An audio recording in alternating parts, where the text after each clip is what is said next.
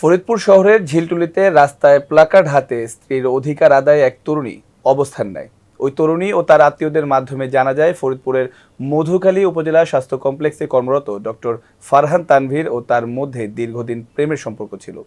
তারা একসাথে কক্সবাজার ও ঢাকাতে বিভিন্ন সময় অবস্থান করেছে। বিয়ে করার ওয়াদা করে ডক্টর ফারহান তানভীর দীর্ঘদিন ওই তরুণীর সঙ্গে শারীরিক সম্পর্ক করে। বিস্তারিত দেখুন নিজস্ব প্রতিনিধি সাকিবুল ইসলামের প্রতিবেদনে। তরুণী সম্প্রতি গর্ভবতী হয়ে গেলে ডক্টর তানভীরকে বিয়ের জন্য চাপ দেয়। ডক্টর তানভীর তাতে অস্বীকৃতি জানালে ওই তরুণী ডক্টর তানভীরের গার্ডিয়ানকে জানান ও মামলা করার প্রস্তুতি নেন। এতে ডক্টর তানভীরের পরিবার ওই মেয়ে ও ডাক্তার তানভীরের দ্রুত বিয়ে দেয়, কিন্তু সংসার করতে বা বাসায় উঠতে দেয় না।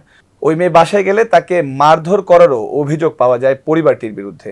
ডক্টর তানভীরের বাবা মোহাম্মদ আক্কাস আলী ডিসি অফিসের সাবেক কর্মকর্তা ও বর্তমান অ্যাডভোকেট হওয়াতে নানান রকম কূটকৌশলে ছেলেকে আড়াল করে মেয়েকে তাড়িয়ে দেওয়ার পায়তারা করেন, এমনটাই অভিযোগ মেয়ের পরিবারের।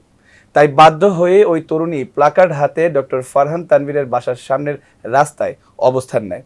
উল্লেখ্য, ডক্টর ফারহান তানভীর অ্যাডভোকেট আক্কাস আলীর ছেলে ও মধুখালী উপজেলা স্বাস্থ্য কমপ্লেক্সের মেডিকেল অফিসার।